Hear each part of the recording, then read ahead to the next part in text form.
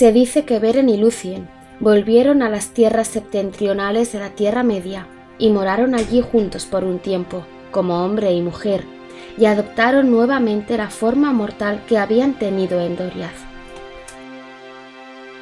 Quienes los vieron sintieron a la vez alegría y miedo, y Lúthien fue a Menegroth y curó el invierno de Thingol tocándolo con la mano.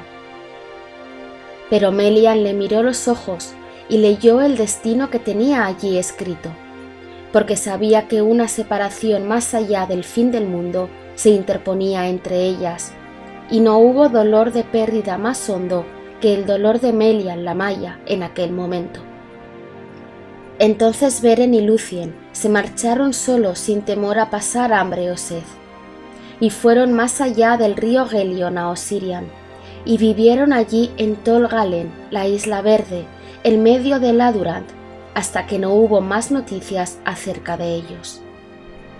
Los Eldar llamaron luego a ese país Dor Fir Ingwinar, la tierra de los muertos que viven, y allí nació Dior Aranel el Hermoso, que fue luego conocido como Dior Eluchil, el heredero de Thingol.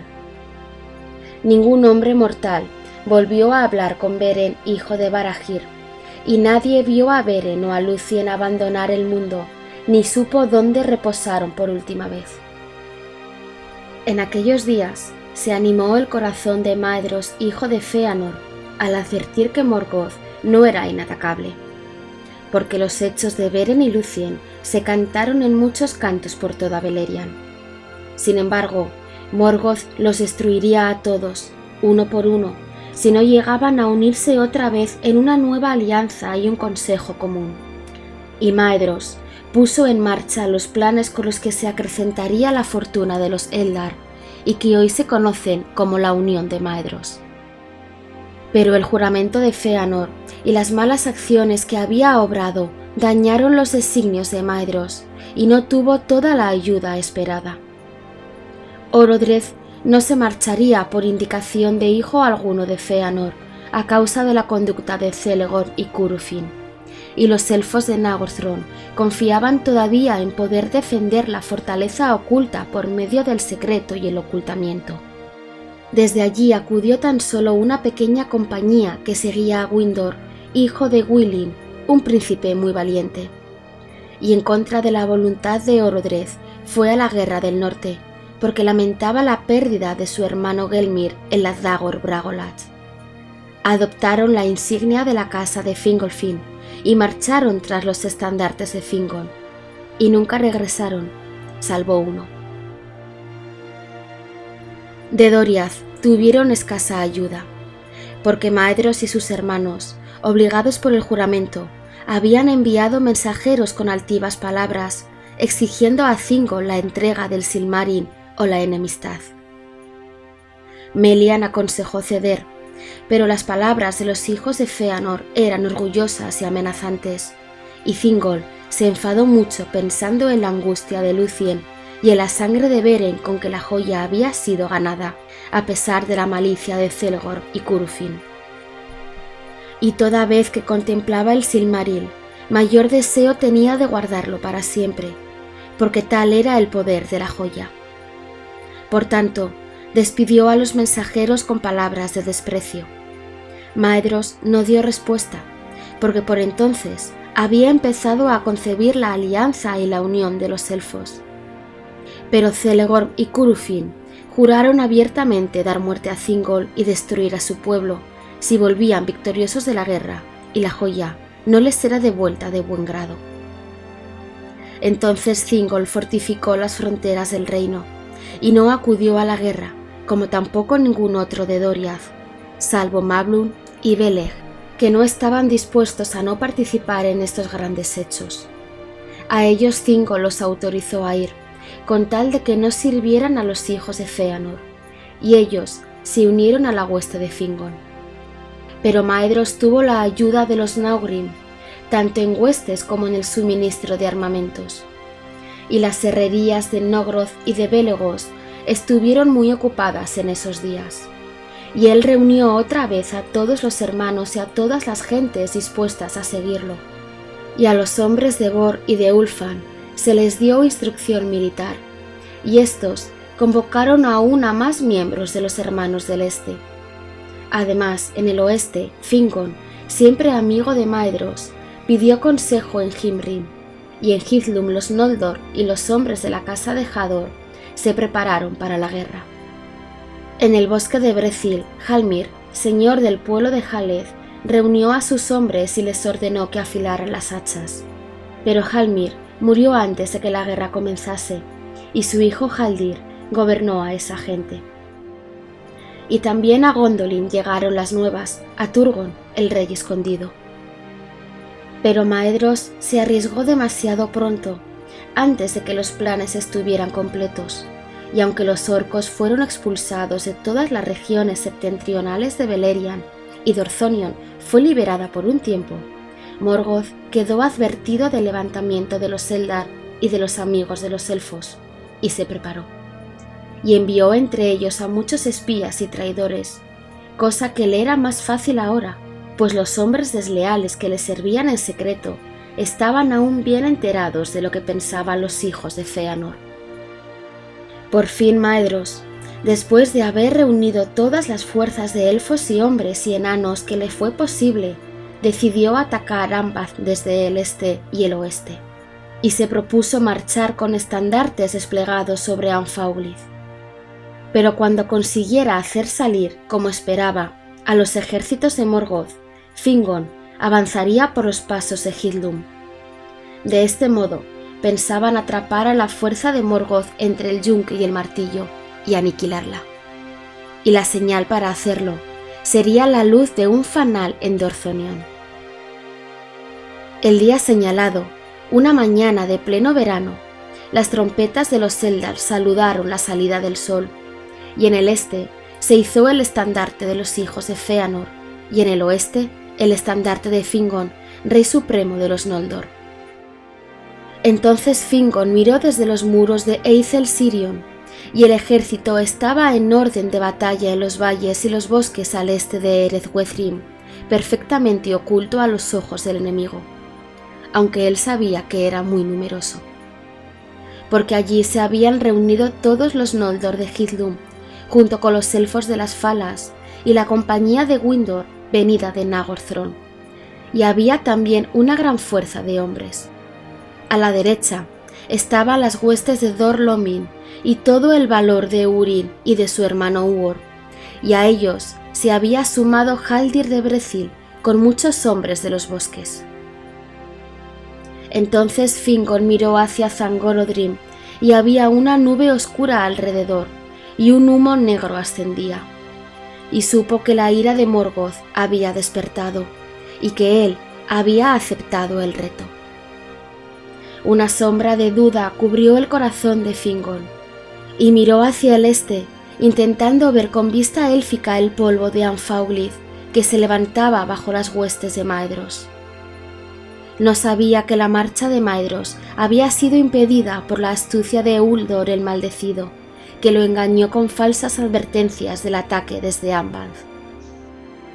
Pero cundió entonces un grito, que avanzó por el viento desde el sur de valle en valle, y los elfos y los hombres alzaron sus voces con asombro y alegría, porque aunque nadie lo había llamado y nadie lo esperaba, Turgon había abierto el cerco de Gondolin y avanzaba con un ejército de 10.000 soldados, con brillantes cotas de malla y largas espadas y lanzas como un bosque. Entonces, cuando Fingon oyó desde lejos la gran trompeta de su hermano Turgon, la sombra se fue, y a Fingon se le reanimó el corazón y gritó con voz fuerte: «Utunie aure, aya el dalie ar atanatari, utulie naure».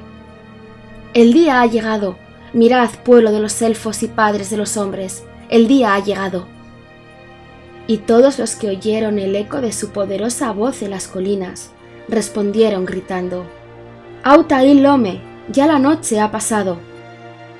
Ahora bien, Morgoth, que sabía mucho de lo que hacía y se proponía el enemigo, escogió esta hora, y confiando en que los sirvientes traidores podrían detener a Maedhros e impedir que los atacantes se uniesen, envió a Hithlum una fuerza grande en apariencia, y sin embargo, nada más que una parte de los que tenía aprontada. Y estaban vestidos con ropas pardas, y no mostraban ningún acero desnudo, y de este modo ya habían avanzado mucho por las arenas de Anfaulith antes de que fueran vistos. Entonces los corazones de los Noldor se enardecieron, y sus capitanes desearon atacar al enemigo en la llanura. Pero Húrin se opuso, y les pidió que se cuidaran de la astucia de Morgoth, que siempre aparentaba tener pocas fuerzas, y un propósito que no era el verdadero. Y aunque no llegaba la señal de que Maedhros se acercaba, y las huestes se ponían impacientes, Húrin les instó todavía a esperar y a dejar que los orcos se despedazaran entre ellos en el ataque a las colinas.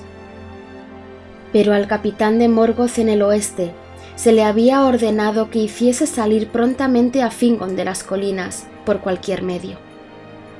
Fue así que continuó avanzando hasta que el frente del ejército estuvo apostado delante de las corrientes del Sirion, desde los muros de la fortaleza de Eithel Sirion hasta las bocas del Rivil en el marjal de Serek, y las avanzadas de Fingon podían ver los ojos de los enemigos. Pero no hubo respuesta al desafío del capitán, y la provocación de los orcos perdió firmeza cuando vieron los muros silenciosos y la amenaza oculta de las colinas. Entonces el capitán de Morgoth envió jinetes con señales de parlamento, y cabalgaron hasta la obra exterior de la Parath Eithel. Con ellos llevaban a Gelmir, hijo de Gwilyn, el señor de Nagorthron, a quien habían capturado en la Bragolat y al que habían cegado. Entonces los heraldos de Angband lo mostraron dando gritos: «Tenemos a otros como este en nuestra morada, pero tenéis que daros prisa si queréis encontrarlos, porque cuando regresemos, haremos con ellos de este modo». Y rebanaron las manos y los pies de Gelmir, y por último la cabeza, a la vista de los elfos, y lo dejaron allí.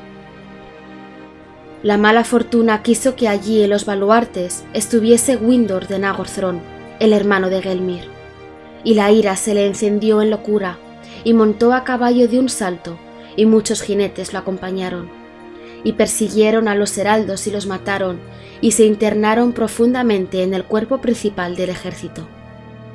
Y al ver esto, todas las huestes de los Noldor se inflamaron, y Fingon se puso el yelmo blanco y ordenó que sonaran las trompetas, y las huestes de Hithlum saltaron todas desde las colinas en súbita embestida. La luz de las espadas desenvainadas de los Noldor era como un fuego en un campo de juncos, y tan fiera y rápida fue la arremetida que los designios de Morgoth casi fracasaron. Antes de que pudiera fortalecerse, el ejército que había enviado al oeste fue barrido en el combate, y los estandartes de Fingon pasaron por Anfaulith y fueron izados ante los muros de Angband.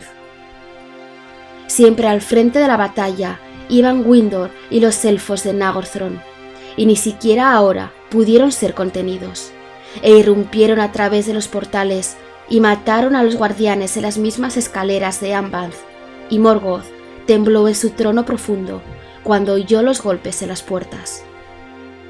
Pero estaban atrapados allí y los mataron a todos, salvo a Windor, que fue capturado vivo, porque Fingon no pudo ir a ayudarlo.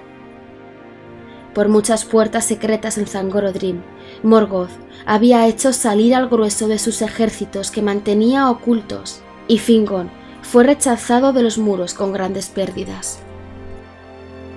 Entonces, en la llanura de Anfaulith, el cuarto día de la guerra, empezaron las Nirnaethar Noediath, las lágrimas innumerables, pues no hay canto ni historia que pueda contener tanto dolor.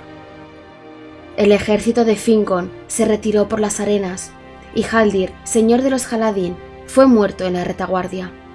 Con él cayó la mayor parte de los hombres de Brethil, y nunca volvieron a los bosques. Pero en el anochecer del quinto día, y estando todavía lejos de Ereth Gwethrim, los orcos rodearon a las huestes de Hithlum y lucharon hasta llegar el día, acosándolas y cada vez más cerca. Con la mañana llegó la esperanza, cuando se oyeron las trompetas de Turgon, que avanzaba con el principal ejército de Gondolin, porque habían estado apostados en el sur, montando guardia en el paso del Sirion, y Turgon evitó que la mayor parte de los suyos intervinieran en la frenética embestida. Ahora se apresuraba a ir en ayuda de su hermano, y los Gondolindrim eran fuertes y estaban vestidos de cota de malla, y avanzaban en columnas resplandecientes como ríos de acero al sol. Entonces la falange de la guardia del rey irrumpió en las filas de orcos, y Turgon se abrió paso con la espada para llegar junto a su hermano. Y se dice que el encuentro entre Turgon y Húrin, que estaba al lado de Fingon, fue dichoso en medio de la batalla. Entonces la esperanza renació en el corazón de los elfos, y en ese preciso instante, a la 3:00 hora de la mañana, se oyeron las trompetas de Maedhros que venía por fin desde el este, y los estandartes de los hijos de Fëanor atacaron al enemigo por la retaguardia. Han dicho algunos que aún entonces los Eldar habrían podido salir victoriosos si todas sus huestes se hubieran mantenido fieles, porque los orcos vacilaron y fueron contenidos, y algunos ya se volvían para huir. Pero cuando la vanguardia de Maedhros llegó junto a los orcos, Morgoth llamó a sus últimas fuerzas, y Angband quedó vacía. Llegaron lobos y jinetes de lobos, y llegaron balrogs y dragones, y Glaurung, padre de los dragones. La fuerza y el terror del gran gusano eran ahora grandes, por cierto, y los elfos y los hombres se amilanaron delante de él. Y Glaurung se interpuso entre las huestes de Maedhros y de Fingon y las separó. Sin embargo, ni por lobo ni por balrog, ni por dragón alguno alcanzaría Morgoth su propósito, sino por la traición de los hombres. En ese momento se revelaron los planes de Ulfan. Muchos de los orientales se volvieron y huyeron, llenos de miedo y de mentiras. Pero los hijos de Ulfan se volvieron de pronto hacia Morgoth y atacaron la retaguardia de los hijos de Fëanor, y en medio de la confusión llegaron cerca del estandarte de Maedhros. No cosecharon la recompensa que Morgoth les prometiera, porque Maglor mató a Uldor el maldecido, la cabeza de la traición, y los hijos de Bor mataron a Ulfast y a Ulvar antes de morir ellos mismos. Pero como nuevas fuerzas del mal, llegaron hombres que Uldor había convocado y escondido en las colinas del este, y el ejército de Maedhros, atacado por 3 lados, se deshizo y se dispersó aquí y allí.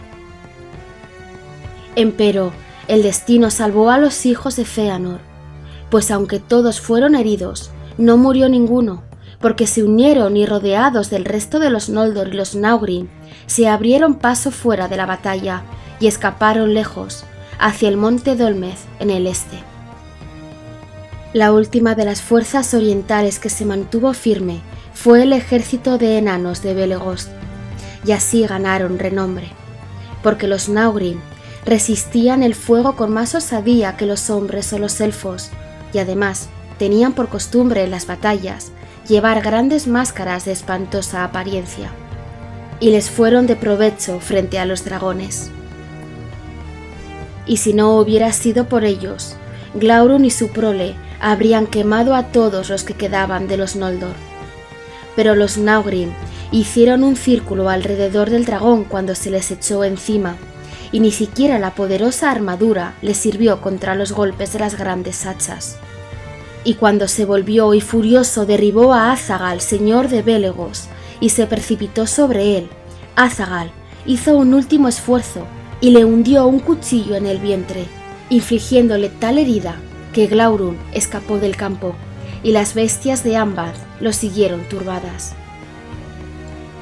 Entonces los enanos levantaron el cuerpo de Azaghal y se lo llevaron, y con pasos cortos iban detrás, y las voces profundas entonaban un canto fúnebre, como si fuera un funeral en su propio país.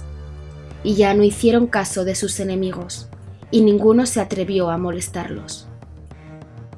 Pero entonces, en la batalla occidental, Fingon y Turgon fueron atacados por una ola de enemigos 3 veces mayor que todas las fuerzas que les quedaban. había llegado Gozmog, señor de los Balrogs, alto capitán de Ambanth, y metió una oscura cuña en medio de las huestes de los elfos, rodeando al rey Fingon y rechazando a Turgon y a Húrin hacia el marjal de Sereg. Luego se volvió hacia Fingon. Fue ese un amargo encuentro. Por fin Fingon quedó solo con los guardias muertos a sus pies, y luchó contra Gozmog hasta que otro Balrog vino por detrás y arrojó un cinturón de fuego alrededor. Entonces Gozmog lo golpeó con el hacha negra, y una llama blanca brotó del yelmo hendido de Fingon. Así cayó el rey supremo de los Noldor, y lo golpearon contra el polvo con las mazas, y pisotearon el estandarte azul y plata en el barro ensangrentado. El campo estaba perdido, pero todavía Húrin y Huor y el resto de la casa de Hador se mantenían firmes junto a Turgon de Gondolin, y las huestes de Morgoth aún no habían ganado el paso del Sirion. Entonces Húrin le habló a Turgon diciendo: «Idos ahora, señor, mientras todavía es posible, porque en vos vive la última esperanza de los Eldar, y si Gondolin se mantiene erguida, en el corazón de Morgoth habrá siempre miedo». Pero Turgon respondió: «No por mucho tiempo puede Gondolin permanecer oculta, y cuando sea descubierta, por fuerza ha de caer». Entonces Huor habló y le dijo: «Pero si resiste un corto tiempo, de allí vendrá la esperanza de los elfos y de los hombres. Esto os digo, señor, con la mirada de la muerte. Aunque nos separemos aquí para siempre, y yo no vuelva a ver vuestros muros blancos, de vos y de mí se levantará una nueva estrella. Adiós». Y Maeglin, el hijo de la hermana de Turgon, que estaba allí presente, escuchó estas palabras y no las olvidó, pero no dijo nada. Entonces Turgon siguió el consejo de Húrin y de Huor, y convocó lo que quedaba de las huestes de Gondolin y lo que pudo reunir del pueblo de Fingon, y se retiró hacia el paso del Sirion. Y sus capitanes Ecthelion y Glorfindel guardaban los flancos de la derecha y la izquierda, para que el enemigo no se acercase. Pero los hombres de Dor-lómin protegían la retaguardia, como lo deseaban Húrin y Huor, porque no querían en verdad abandonar las tierras del norte, y si no podían volver a sus hogares, allí resistirían hasta el fin. Así se enderezó la traición de Uldor, y de todas las hazañas de guerra que los padres de los hombres llevaron a cabo en beneficio de los Eldar, la última resistencia de los hombres de Dor-lómin es la que obtuvo más renombre. De este modo, Turgon se abrió camino hacia el sur luchando, hasta que, protegido por la guardia de Húrin y Huor, cruzó el Sirion y escapó, y desapareció en las montañas, y quedó oculto a los ojos de Morgoth. Pero los hermanos reunieron al resto de los hombres, y palmo a palmo se retiraron hasta ponerse detrás del marjal de Sereg y delante de las costas del Rivil. Allí resistieron y ya no cedieron. Entonces todas las huestes de Ambath los rodearon como un enjambre, e hicieron con los muertos un puente sobre el río, y trazaron un círculo alrededor del resto de Hithlum, como la marea que crece sobre una roca. Allí, al ponerse el sol el sexto día y oscurecerse la sombra de Ereth Wethrim, Huor cayó con el ojo horadado por una flecha envenenada, y todos los hombres valientes de Hador fueron muertos alrededor en un montón. Y los orcos les cortaron las cabezas y las apilaron como un montículo de oro en el crepúsculo. Último de todos resistió Húrin. Al fin arrojó el escudo y esgrimió con ambas manos el hacha, y se canta que el hacha humeó con la sangre negra de los trasgos de Gozmog hasta aniquilarlos a todos. Y cada vez que asestaba un golpe, Húrin gritaba: «Aurén Túluba, ya se hará de nuevo el día». 7 veces lanzó ese grito, pero al cabo lo atraparon vivo por orden de Morgoth, pues los orcos se aferraban a él aunque les cortara los brazos, y siempre el caudal de enemigos se renovaba, hasta que por último cayó sepultado debajo de ellos. Entonces Godmog lo encadenó y lo arrastró a Ambanth burlándose. Así terminó la Nirnaethar Noediath, al descender el sol más allá del mar. Se hizo la noche en Hithlum, y del occidente vino una gran tormenta de viento. Grande fue el triunfo de Morgoth, y cumplió su propósito de modo grato a su corazón, porque los hombres quitaron la vida a los hombres, y traicionaron a los Eldar, y el miedo y el odio despertaron entre aquellos que tendrían que haber estado unidos.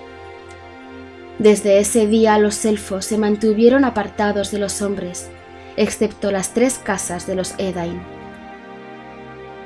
El reino de Fingon ya no existía, y los hijos de Fëanor erraron como hojas al viento. Habían perdido las armas y la alianza estaba rota, y vivieron una existencia salvaje en los bosques al pie de Ereth Lindon, mezclándose con los elfos verdes de Osirian, despojados del poder y la gloria de antaño.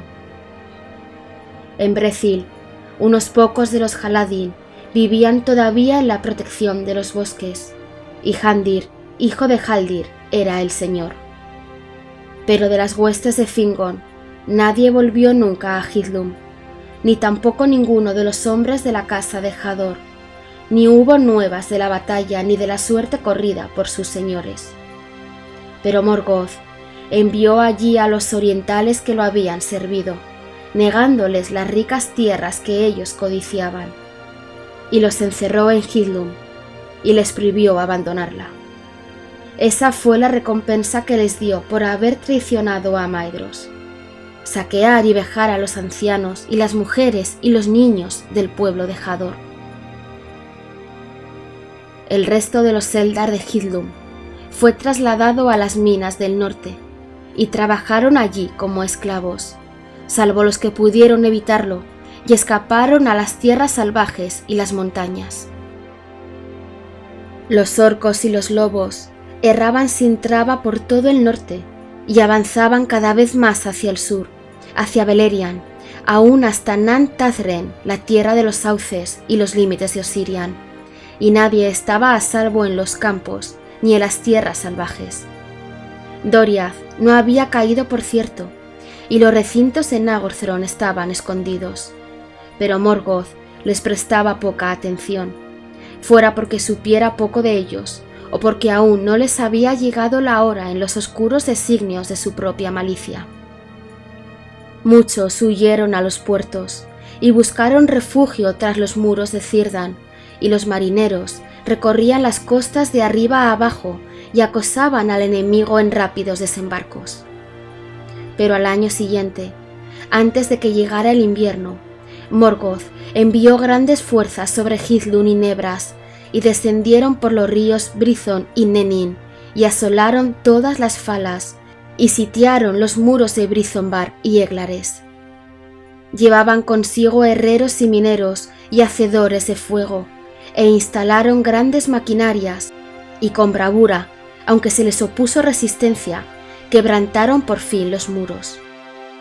Entonces los puertos quedaron en ruinas, y la torre de Barath Nimras fue derribada, y la mayor parte del pueblo de Círdan fue muerta o sometida a esclavitud.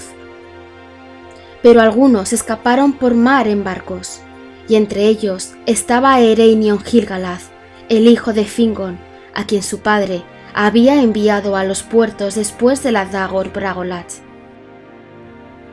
Este resto navegó con Círdan hacia el sur, a la isla de Valar, y construyeron un refugio para todo aquel que pudiera llegar hasta allí, porque se establecieron también en las desembocaduras del Sirion, y allí muchas naves livianas y rápidas estaban escondidas en arroyos y aguas, donde los juncos eran densos como un bosque.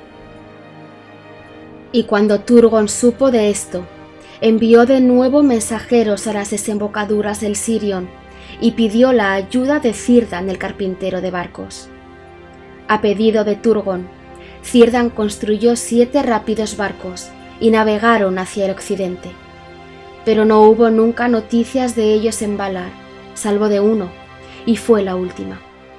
Los marineros de ese barco se esforzaron largo tiempo en el mar y por último, al volver desesperados, naufragaron en una gran tormenta a la vista de las costas de la Tierra Media. Pero uno de ellos fue salvado por Ulmo de la ira de Osé, y las olas lo sostuvieron y lo arrojaron a las costas de Nebras. Se llamaba Borongwe, y era uno de los mensajeros que Turgon había enviado desde Gondolin. Ahora el pensamiento de Morgoth estaba clavado en Turgon, porque Turgon se le había escapado, y de todos sus enemigos era el que más deseaba atrapar o destruir. Y ese pensamiento lo turbaba y le estropeaba la victoria, porque Turgon, de la poderosa casa de Fingolfin, era ahora por derecho el rey de todos los Noldor. Y Morgoth temía y odiaba a la casa de Fingolfin, porque ésta tenía la amistad de Ulmo, el enemigo de Angband, y por las heridas que Fingolfin le había abierto con la espada. Y al que más temía Morgoth de todos ellos era a Turgon, porque hacía ya mucho, en Valanor, la mirada de Turgon se había fijado en él, y cada vez que se le acercaba, una sombra le oscurecía la mente, y tenía el presagio de que en un tiempo todavía recóndito, la ruina le vendría de Turgon. Fue así que Húrin fue conducido ante Morgoth, pues Morgoth sabía que era amigo del rey de Gondolin, pero Húrin lo desafió y se burló de él. Entonces Morgoth maldijo a Húrin y a Morguen y a su prole, y les impuso una condena de oscuridad y dolor. Y sacando a Húrin de la prisión, lo hizo sentar en una silla de piedra en un sitio elevado de Zangorodrim. Allí estaba confinado por el poder de Morgoth, y Morgoth volvió a maldecirlo, y le dijo: «Estate aquí sentado, y contempla las tierras donde el mal y la desesperación desolarán a los que amas. Te has atrevido a burlarte de mí y a cuestionar el poder de Melkor, amo de los destinos de Arda. Por lo tanto, con mis ojos verás y con mis oídos oirás, y nunca te moverás de este sitio hasta que todo sea consumado en amargura». Y así sucedió. Pero no se dice que Húrin le pidiera nunca a Morgoth clemencia ni muerte, ni para él, ni para nadie de los suyos. Por orden de Morgoth, los orcos recogieron con gran trabajo los cuerpos de todos los caídos en la gran batalla, y todos sus pertrechos y armas, y los apilaron en un montículo en medio de Anfauglith, y era como una colina que podía verse desde lejos. Hauth en Dengin la llamaron los elfos, la colina de los muertos, y Hauth en Nirnaeth, la colina de las lágrimas. Pero la hierba volvió allí y creció de nuevo alta y verde sobre esa colina, única en el desierto que Morgoth había provocado. Y ninguna criatura de Morgoth oyó jamás ese suelo, donde las espadas enterradas de los Eldar y los Edain se desmenuzaban en herrumbre.